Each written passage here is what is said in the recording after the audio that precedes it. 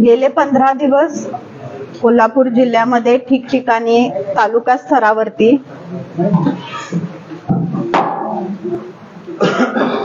माझ्यासाठी ठेवला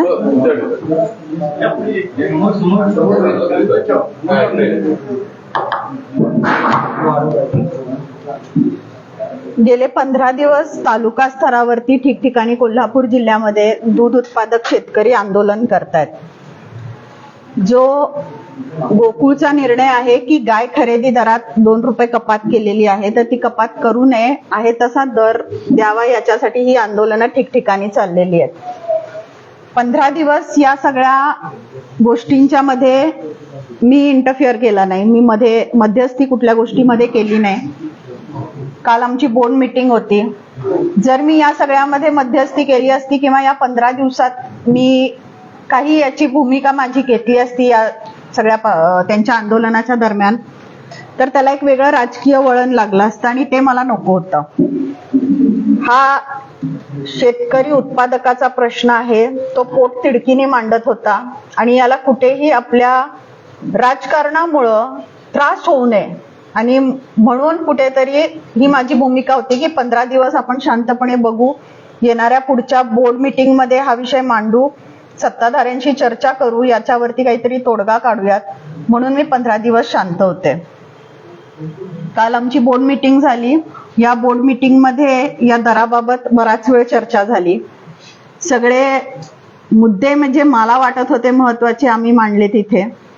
शेवटला मग त्यांना विचारलं की हे सगळं एवढं डिस्कशन होऊन 2-3 तास तुम्हाला वाटतं का की तुम्ही दरवाढ कराल किंवा जी होती ती तरी कायम कराल, मागच्या बोर्डमधला निर्णय परत घ्याल? तर त्यांचं स्पष्ट म्हणणं होतं की आम्ही दरवाढ देणार नाही. हे मी त्यांना एवढ्यासाठी विचारलं की मला तुमची भूमिका स्पष्टपणे कळाली तर मला माझी भूमिका स्पष्ट करता येईल लोकांच्या समोर, आणि म्हणून आजची ही पत्रकार परिषद आहे. कालच्या बोर्ड मीटिंग मध्ये जेव्हा चर्चा चालू झाली की गाय खरेदी दरामध्ये तुम्ही कपात केलेली आहे, तर ती तुम्ही आहे तशी उत्पादकाला द्या.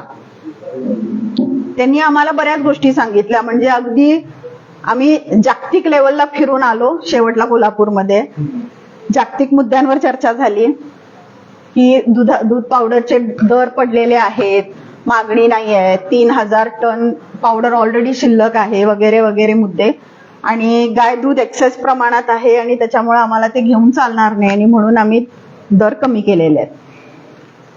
मला आणि आवर्जून सांगते की एक संचालक त्यांनी तरी सांगितलं की सोलापूर जिल्ह्याचे रेट 28-29 रुपये, त्या मानाने आता शेतकऱ्याला जास्तच मिळतात आपल्या इथं. आणि मला खरोखर हसू आलं त्या विधानावरती. मी म्हटलं तुम्ही सोलापूर आणि कोल्हापूरचं कंपॅरिझनच कशाला करताय? सगळ्यात पहिली गोष्ट तर हा दूध संघ कोल्हापूर जिल्ह्यातल्या शेतकरी उत्पादकांचा संघ आहे, त्यांच्या हक्काचा संघ आहे, कोल्हापुरातला हा संघ आहे. दुसरी गोष्ट, कोल्हापूर जिल्हा हा सगळ्या प्रकारे सधन आहे आणि तुम्ही अशा दुसऱ्या परत जिल्ह्याचं कंपॅरिझन कोल्हापूरच्या रेटशी करू नका. बाहेरून जे कार्यक्षेत्राबाहेरच्या बीएमसी मधून जे दूध उचललं जातं, गाईचं दूध घेतलं जातं, त्या दुधावरती काहीतरी निर्बंध आणा, त्याच्यामध्ये कपात करा, बंद करा जर पर्याय नसेल तर. हा सुद्धा एक पर्याय मांडून बघितला आम्ही. पण जिल्ह्यातल्या उत्पादकांचं दर जो आहे तो ठेवा, बाहेरच्या दुधामध्ये कमी जास्त करा. तर त्यांनी मला सांगितलं की ही अशी पॉलिसी करता येणार नाही. मी म्हटलं तुम्हाला ड्युअल पॉलिसी करावी लागेल, जिल्ह्यातल्या शेतकऱ्यांना आपल्याला आज दर द्यायला पाहिजे. तेव्हा त्यांनी सांगितलं असं काही करता येणार नाही म्हणून. तेव्हा मला त्यांना आवर्जून आज आपल्या माध्यमातून आठवण करून द्यायची की उत्तरच्या निवडणुकीच्या वेळेस असंच झालं होतं. जेव्हा विक्रीचे दर वाढवले होते गाई आणि म्हशीच्या दुधाचे, तेव्हा त्यांनी पुण्या मुंबईचे दर वाढवले होते आणि कोल्हापूर जिल्ह्यातले दर उत्तरची निवडणूक झाल्यानंतर 1 महिन्याने वाढवले होते. ही त्यांनी ती पॉलिसी इलेक्शन पुरती ठेवली होती. हीच पॉलिसी आपण कायमस्वरूपी पण ठेवू शकतो की कोल्हापूर मध्ये आम्हाला जेवढं दूध उपलब्ध होते, जेवढे आमचे उत्पादक शेतकरी आहेत त्यांच्याकडनं पहिला पूर्ण साठा घ्यायचा आणि जर जरूरत असेल तरच बाहेरचं दूध घ्यायचं. हाच विषय मी जनरल बॉडीमध्ये सुद्धा मांडला होता. जनरल बॉडीमध्ये विचारण्याचा प्रयत्न केला होता. त्याच्या आधी जी पत्रकार परिषद घेतली त्याच्यामध्ये मी आकडेवारी सुद्धा दाखवली होती की बाहेरच्या परजिल्ह्यातनं आपण किती दूध घेतोय, आपल्या जिल्ह्यातलं दूध घटतंय. आपल्या जिल्ह्यातले लोक आपल्याकडे दूध घालेनात, आपण बाहेरनं इतकं कोटीचं दूध विकत घ्यायला लागलेलो आहे. तिथे कुठेतरी बंदी करा. आणि आज तुम्ही 1 महिन्यानंतर सांगताय की दूध एक्सेस व्हायला लागलेलं आहे म्हणून, पण बाहेरच्या परजिल्ह्याच्या जे दूध येते त्याच्यावरती तुम्ही काहीच उपाययोजना करत नाहीये.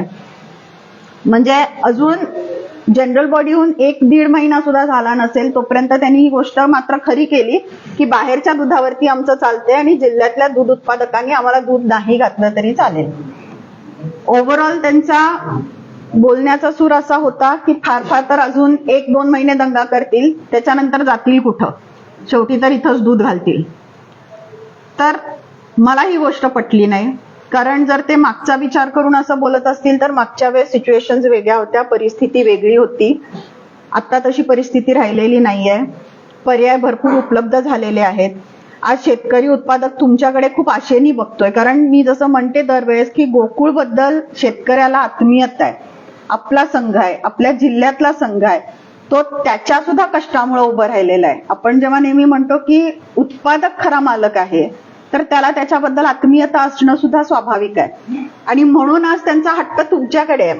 बाकीच्या संघांनी किंवा संस्थांनी दर कमी केले म्हणून ती तिथे जाऊन आंदोलनं करणार नाहीयेत, पण ती हक्काने तुमच्याकडे मागणार आहे. कारण इतके वर्ष ती तुमचे लॉयलिस्ट आहेत आणि म्हणून ती तुमच्याकडे मागतात.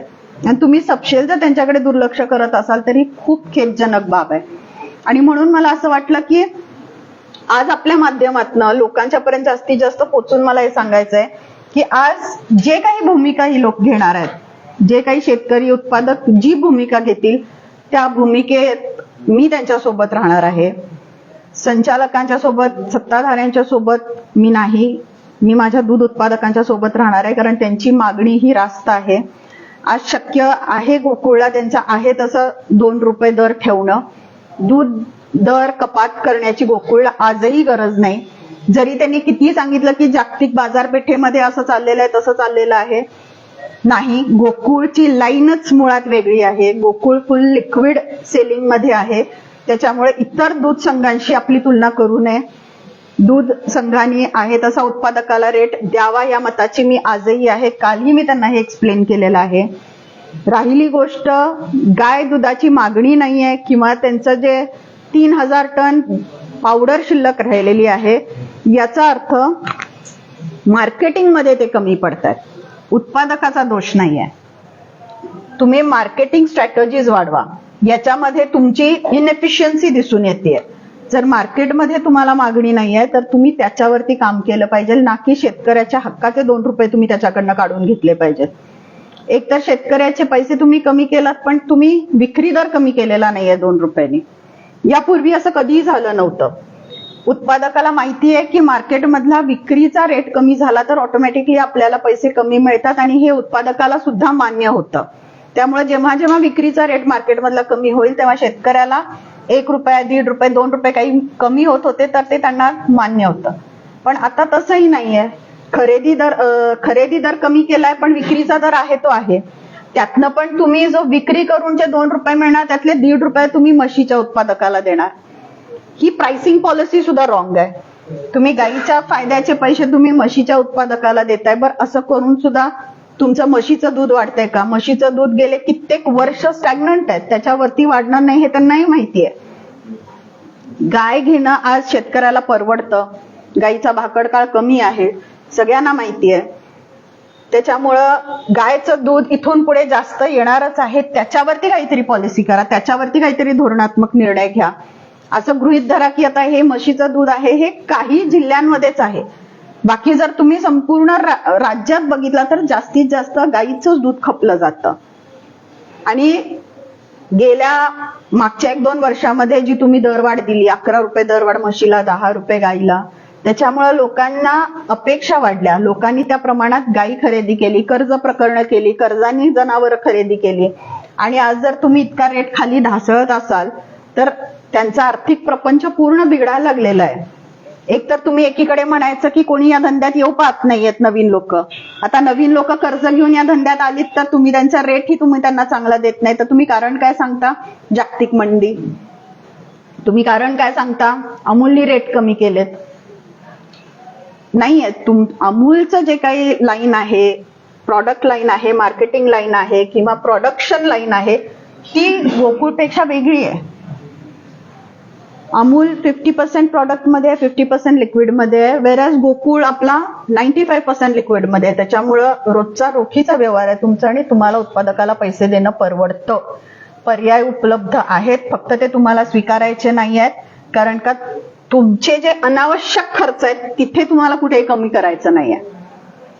म्हणजे एवढं तुम्ही सांगता की मार्केट डाऊन आहे, परवडत नाही आहे, संघ तोट्यात चाललेला आहे, हे तुम्ही कुठेतरी एका दृष्टीने कबूल करताय. पण इथे कुठेही तुम्ही तुमच्या हॉटेलिंगवरचा खर्च कमी करत नाहीये, नवीन मोबाईल घेण्याचा खर्च टाळत नाहीये, नवीन गाड्या घेण्याचा खर्च टाळत नाहीये, तुमचे विमान प्रवास बंद होत नाहीयेत. महागाई वाढली आहे, तोट्यात गोकुळ चाललंय म्हणून एमडीचा पगार कमी होतोय का? महागाई भत्ता मिळायचा तसा मिळतोच ना. म्हणजे हे सगळं जे काय आहे ते तुमच्या अकार्यक्षमतेमुळे आहे. तुमची आज घडी बसेना, तुमचा आज काय म्हणतात त्याला, ताळेबंद तुमचा आज जुळे ना कुठेतरी, ही तुमची इनएफिशियन्सी आहे, ही अकार्यक्षमता तुमची आहे. त्याच्यावरती काम केलं पाहिजे. उत्पादकाचे 2 रुपये कमी करून काय तुम्ही फार मोठा ताजमहल बांधणार आहे अशातला भाग नाही आहे. तुम्ही आहे तर त्याला दर दिला पाहिजे, तुम्ही तो देऊ शकता याचा कुठेतरी अभ्यास करा. जर तुम्हाला खरंच वाटत असेल की दूध उत्पादक आपल्याला महत्वाचं आहे, त्याच्यामुळं संस्था आहेत आणि संस्थांच्यामुळं संघ टिकून आहे, तर हे परस्पर अवलंबी सगळ्या संस्था आहेत. आणि याच्यासाठी तुम्ही किमान, मला असं वाटतं की या 15 दिवसांची आंदोलनं चालली होती तर या लोकांना बोलवून घेऊन किमान त्यांच्याशी बोलणं करायला हवं होतं. त्यांना काय हवं आहे, काय नको आहे, काय अडचणी आहेत, त्यातनं मार्ग कसा काढू शकतो हे सांगायला हवं होतं. या मताची मी आहे की बोलून मार्ग निघतात, पण त्यातलं त्यांनी काहीही दाखवलं नाही. उलट ते म्हणतात की ते कुठे जाणार नाही, शेवटला आपल्याकडेच घालतील दूध. तर या भ्रमात गोकुळनी राहू नये. म्हणजे वाईट वाटतं की जे काही उभं केलं होतं या 30-35 वर्षामध्ये, तर कधी या 30-35 वर्षामध्ये कुठल्याही संचालकाला असू देत, एमडीला असू देत, चेअरमनला असू देत, कधी असं सांगायला लागलं नाही की आज आमचा संघ अडचणीत आहे, संघ पैसे देऊ शकत नाहीये शेतकऱ्याला आणि म्हणून आम्ही उत्पादकाचे दर कमी करतोय. आणि मला वाटतं हाच 30 ते 35 वर्षाचा हिशोब आहे माझ्या माहितीनुसार, किंवा मला जे वाटते की 30-35 वर्षात आम्ही काय केलं हे जर कोणी विचारलं तर मी त्यांना हेच सांगेन की गेल्या 30-35 वर्षात आम्हाला कधीही लोकांच्या समोर येऊन सांगावं लागलं नाही की संघ तोट्यात चाललेला आहे आणि शेतकऱ्याचे पैसे कमी करतोय. मला आपल्या सर्वांच्या माध्यमातून पुन्हा एकदा सगळ्यांना विनंती करायची आहे की या गरीब शेतकऱ्यांचा विचार करा. आपल्याला बोलायला, भांडायला आयुष्य आहे, आपण बोलू शकतो, सांगू शकतो, पण ज्या शेतकऱ्याच्या घरामध्ये 2-4 रुपयांनी रोजचा फरक पडतो त्याला माहिती आहे त्याच्या प्रपंचाची घडी तो कसा घालत असतो. त्याच्यामुळं आपण सर्वांनी मिळून यातून तोडगा काढणं गरजेचं आहे. मला या माध्यमातनं, जसं मी तुम्हाला मगाशी सांगितलं की मी उत्पादकांच्या सोबत आहे, इथून पुढेही राहणार आहे, माझी भूमिका स्पष्ट आहे. त्यांच्यापैकी मी एक नाही तर इथून पुढे उत्पादकांनी मला त्यांच्यापैकी एक समजावं. जेवढी काही मदत लागेल ती त्यांना करायला मी तयार आहे, त्यांच्या वतीनं मी उभी राहायला तयार आहे. फक्त मी या मताची आहे की त्यांना त्यांचा हक्क मिळाला पाहिजे. तुम्ही त्यांना दुसरा पर्याय सुचवू इच्छित आहात का? तर ते ऐकायलाच तयार नाही आहेत. आंदोलन झालीत, आतापर्यंत गोकुळची तोडफोडीचे आंदोलन कधी झाली नाही, कार्यालय तोडायची. आता कोल्हापूर जिल्ह्यात तेही बघायला मिळालेलं आहे.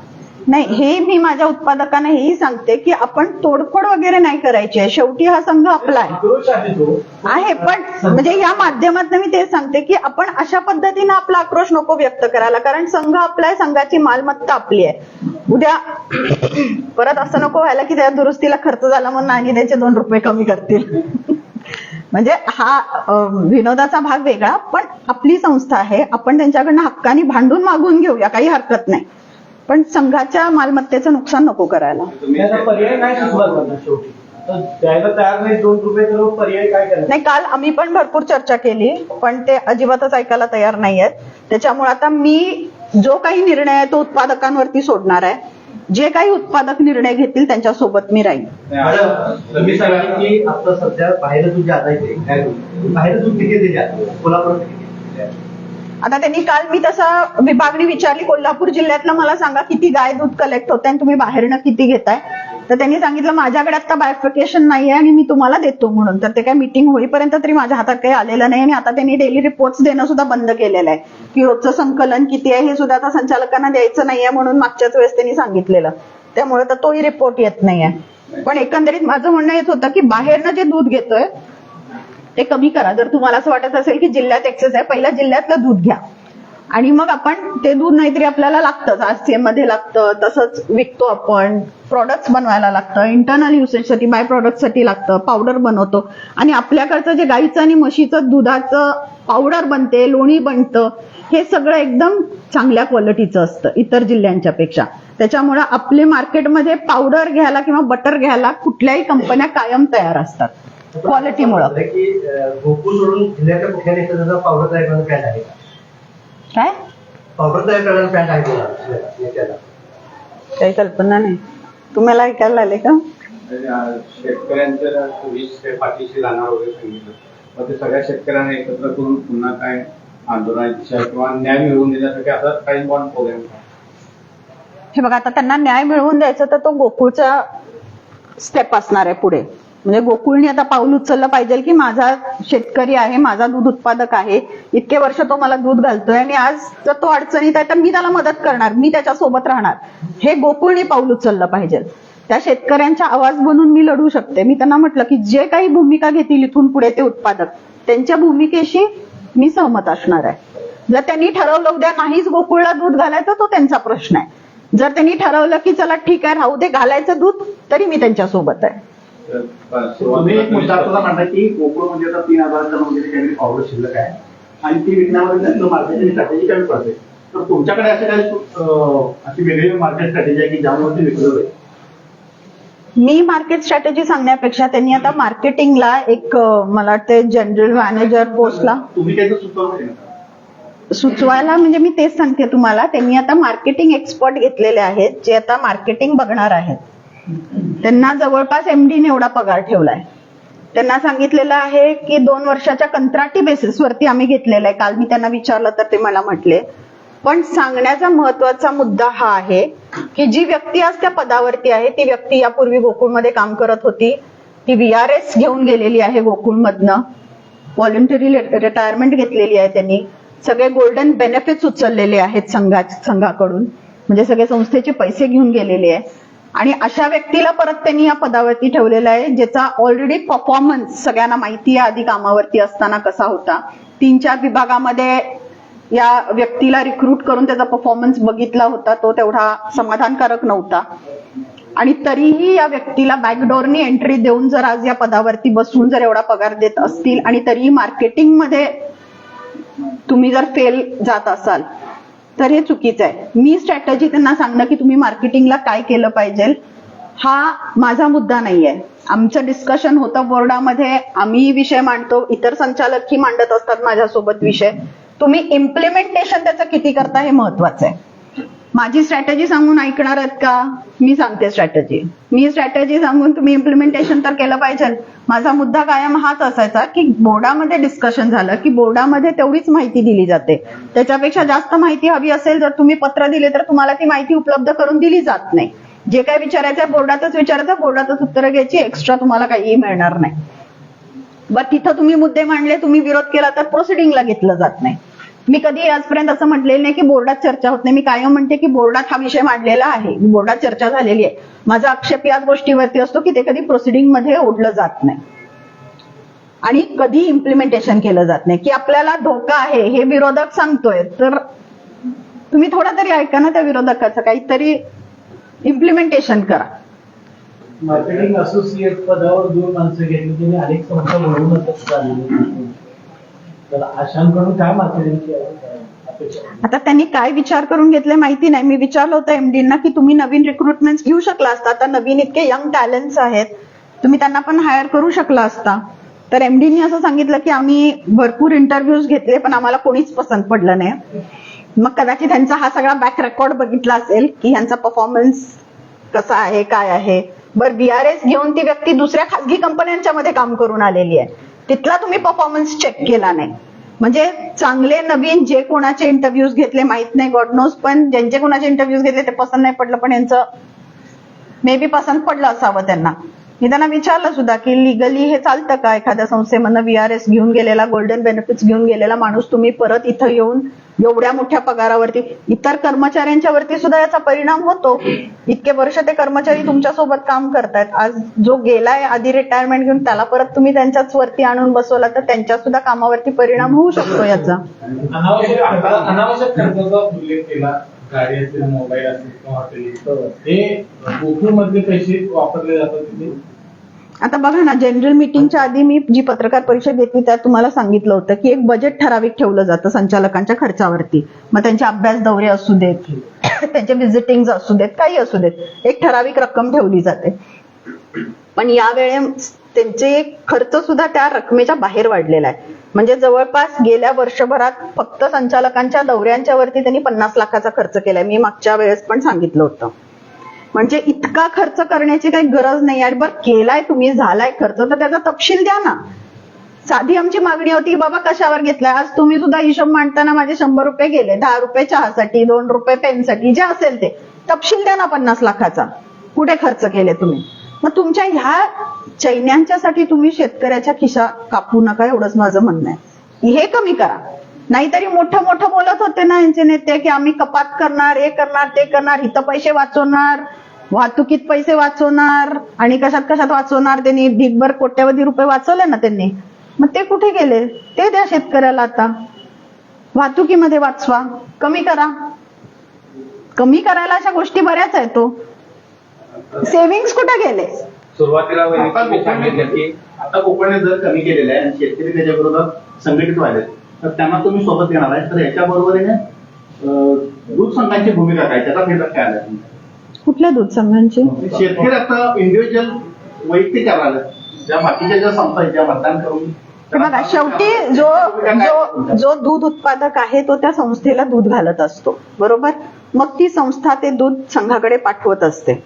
मग त्या संस्थेलाही त्याचा मोबदला मिळत असतो आणि दूध उत्पादकाला संस्था पैसे देत असते. उद्या जर उत्पादकांनी ठरवलं ह्या संस्थेलाच दूध घालणार नाही, जी गोकुळला घालते, ऑटोमॅटिकली संस्था थांबली. तुम्ही ही चेन लक्षात घ्या. उत्पादकांनी जर दूध नाही घातलं तर संस्था थांबली की संघ थांबला. ही चेन आहे, ही चालू राहिली पाहिजे. याच्यासाठी उत्पादक महत्वाचं आहे. याच्यात संस्थांच्या भूमिका काय आहेत, संस्थांना कधीच वाटणार नाही ना की या उत्पादकांनी माझ्याकडे दूध घालू नये. जितके उत्पादक मला दूध घालतील तेवढा माझी संस्था चांगली चालणार आहे. कुठलाही संस्था चालक म्हणणार नाही की चल जाऊ दे, ह्याने नाही घातलं तर चालते दूध, असं होऊ शकत नाही. हे सगळं इंटरलिंक्ड आहे. सुरुवातीला तुम्ही सांगितलं की 15 दिवस मी मुद्दाम शांत बसले, राजकारणाचं त्याला लेबल लागू नये वगैरे, तुमच्या मनाचा मोठेपणा आहे. पण त्यांच्याकडून तुमच्यावर असे आरोप होतात की संचालक मंडळाच्या किंवा ह्या कारभारावर तुम्ही प्रत्येक निर्णयाकडे संशयानं बघता. मग आता हा निर्णय तुम्हाला संशयास्पद नाही वाटत? त्यामुळे याच्यावरती मी काही बोलायला पाहिजे असं नाही वाटत. दाखवलं नाही किंवा ती मॅच्युरिटी दाखवली ना, तुमच्यावर त्याने आरोप केले की तुम्ही प्रत्येक नाही. मी आणखीन एक महत्वाचा मुद्दा आहे की मी या गोष्टीसाठी थांबले.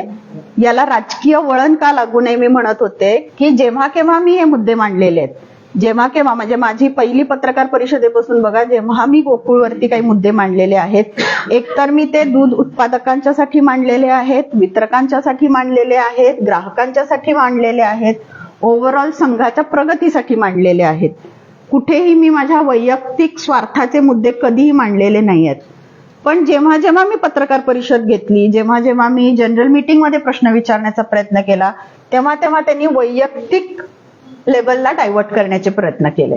तुम्ही असं म्हणता की त्याच्यामुळे मला हे चाललंय ना, उत्पादकांची दरवाढ ना, उत्पादकांचीच दरवाढ राहिली पाहिजे ना, की हे बघा ह्यांचं असं झालं म्हणून ह्यांनी केलं, त्यांचं तसं झालं म्हणजे हे परत वैयक्तिक लेवलला येणार. कारण का आजपर्यंत त्यांनी कुठल्याही मुद्द्यांवर स्पष्टीकरण दिलेलं नाही, कुठल्याही मुद्द्यांवर ते बोललेले नाहीत आणि मला ही कुठलीही गोष्ट वैयक्तिक लेवलला आणायची नव्हती. त्याच्यामुळे उत्पादक आणि संघ हे बघून घेतले. शेतकरी आंदोलन करतात नाही, कधी संघाच्या कार्य याच्यावर आपली म्हणून आपली दगड किंवा फेकून. आता काही संघटना पक्ष अशा तयार आहेत की जायला करायचे कुठलाही शेतकरी त्यात नाही, की संघटना अशा संघटना साधून घ्यायला लागल्या असं तुम्हाला वाटतं? शेतकऱ्यांनी पण मला तुम्ही एक गोष्ट सांगा, ही संघटनांची मुलं, मग याच्यातली कुठलीच मुलं शेतकऱ्यांची मुलं नसतील का? जी संघटनेमध्ये मुलं आहेत ती कुठल्याच शेतकऱ्याची मुलं नसतील का? त्यांच्या पण घरातल्यांना, त्यांच्या कुटुंबियांना किंवा त्यांच्या मित्रपरिवाराला त्रास होत असेल. मी जसं म्हटलं मागच्या वेळेस की प्रत्येकाच्यात हिंमत नसते पुढे येऊन भांडायची. कोणीतरी आवाज बनावं लागतं, कोणीतरी त्यांना ताकद द्यावी लागते. तशी जर ही मुलं जर ताकद देत असतील, निश्चित आहे की याला राजकीय वळण द्यायचं नाहीये. पण जर माझ्या गावात त्रास होतोय, एखाद्या इथे प्रत्येक जण कुठल्या ना कुठल्या तरी विचाराच्या पक्षाशी जोडला गेलेला असेल, ओपनली नाही पण काही असेल, तर तशी ती पण मुलं असू शकतात, असं मी म्हणणार नाही. तोडफोड नाही करायची. मी पहिल्यांदाच सांगितलं, तोडफोड होणं हे चुकीचं आहे. आपलीच मालमत्ता आहे, आपला संघ आहे, याच्याशी मी कधी याचं समर्थन नाही देणार. पण म्हणून पक्ष आणि संघटना वेगळ्या आणि शेतकरी असं करणार नाही. शेतकऱ्यांनी सांगितलं असेल की बाबा तू करू शकतोस, तू कर, मी बोलू शकणार नाही तिथं जाऊन, तू जाऊन बोल, असं सुद्धा सांगितलं असू शकेल ना.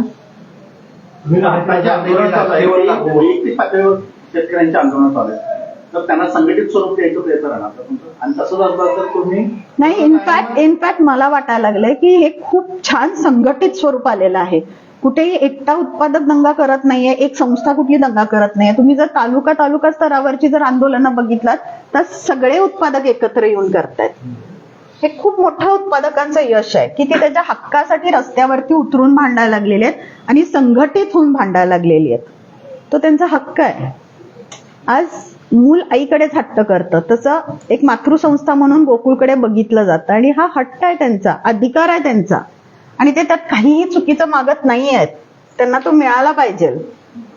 आपल्याला 2-4 रुपयांनी काही फरक पडत नाही, पण त्यांना पडतो. ग्रामीण भागामध्ये फरक पडतो त्या कुटुंबाला 2-4 रुपयांनी. देण्यासाठी रस्त्यावर उतरणार, हा, त्याला या चळवळीला किंवा या लढ्याला व्यापक स्वरूप देण्यासाठी रस्त्यावर उतरणार. वेळ पडली तर निश्चित उतरणार. पण यापूर्वी तुम्ही ज्या राजकीय वळण लागू नये म्हणून मागेला तुम्ही यात भाग घेतला होता, पण जे आता गोकुळ दावा केलाय की इतर संघापेक्षा आपला गायदर जादा आहे, यातलं वास्तव काय नाही काय? म्हणजे इतर संघाचे नेते काय बरोबर आहे? इतर संघ म्हणजे कुठल्या संघापेक्षा यांचा रेट जास्त आहे? ते काय म्हणतात, आम्ही इतर संघांच्या पेक्षा 33 असेल प्लस 25 ₹1.25 काय फरक देतो, असं ₹34.25 होतो. इतर संघांच्या पेक्षा निश्चितपणे हा दर चांगला आहे आणि शेतकऱ्यांच्या आम्हाला काय आहे असं ते दावा करतात. मी तेच सांगितलं पहिल्यांदा. सगळ्यात पहिली गोष्ट, इतर संघाशी तुलना करू नका. इतर संघ जे आहेत ते 50% लिक्विड मध्ये आहेत, 50% प्रॉडक्ट्स मध्ये आहेत, त्यांचे बाय प्रॉडक्ट्स आहेत. तुम्ही जर रेटशीच तुलना करताय तर त्यांच्या विक्रीशी पण करा ना तुलना. तुम्ही अमूल एवढा रेट देता ना, इथे खरेदी दर देता म्हणता, तर अमूलची विक्री गाय दुधाची 25 लाख लिटर आहे, तुमची किती आहे? करायची तुलना तर सगळ्या गोष्टीची करा. मग मार्केटिंग मध्ये तुम्ही का कमी आहे? मार्केटिंग तुमचं वाढवा. आणि जसं मी पहिल्यांदा सुरुवातीला सांगितलं की इतर संघ बाय प्रॉडक्ट्स वरती, पावडर वरती चालतात, त्याच्यामुळं बाहेर त्यांचे रेट्स घसरले की त्यांच्या संघाला, संस्थेला त्याचा परिणाम होतो. पण गोकुळ 95% पाऊच सेलिंग मध्ये आहे, ज्याचं मार्केट स्टेबल असतं कायम, तिथे हलायचं काही काम नाही. पहिल्यापासून आपण पाऊच सेलिंग मध्ये नंबर 1 आहे महाराष्ट्रामध्ये. तर मला असं वाटतंय की आपला जो रोखीचा व्यवहार आहे त्याच्यामुळे आपल्याला पैशाचं पण काही कमतरता राहत नाही. आणि त्याच्यामुळे इतर संघाची तुलना न करता आपण काय आहोत, आपलं मार्केट स्ट्रॅटेजी काय असली पाहिजे आणि आपलं मार्केटमधलं स्थान काय आहे ह्याचा अभ्यास करून तुम्ही रेट द्या उत्पादकाला. गोकुळमध्ये दर कपात करायची काही आपल्या सत्ताधाऱ्यांची वेळ आहे, मागे सुद्धा झालेलं होतं आणि त्यावेळी पण असंच परिस्थिती होती की पावडरचे साठे वाढलेले आहेत, त्याच्यामुळे दर कपात करायला लागते. मी तुम्हाला तेच म्हटलं, नाही दुजाभाव नाही करत आहे, अभ्यास थोडासा सांगते तुम्हाला. मागच्या वेळेस सुद्धा रेट कमी जास्त होत होते. पहिल्यांदाच मी सांगितलं, उत्पादकाला केव्हा मान्य होतं ते, जर विक्रीचे रेट कमी झाले तर. तुम्ही आज विक्रीचे रेट तेवढेच ठेवलेत आणि फक्त खरेदीचा दर कमी केलाय. ज्या वेळेचं तुम्ही बोलताय, ज्या सालाचं तुम्ही बोलताय, मला माहिती नाही तुम्ही नक्की कुठल्या सालाचं बोलताय, पण तुम्हाला मी आवर्जून सांगते की आजपर्यंत असं झालेलं नाही की खरेदीचा दर तेवढाच ठेवलाय आणि विक्रीचा दर तेवढाच ठेवलाय आणि खरेदीचा दर कमी केलाय.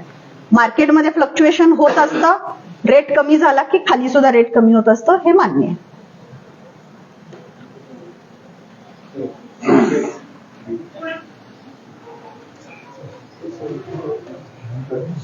मला वाटलं विचारायला काहीतरी उभा राहायला.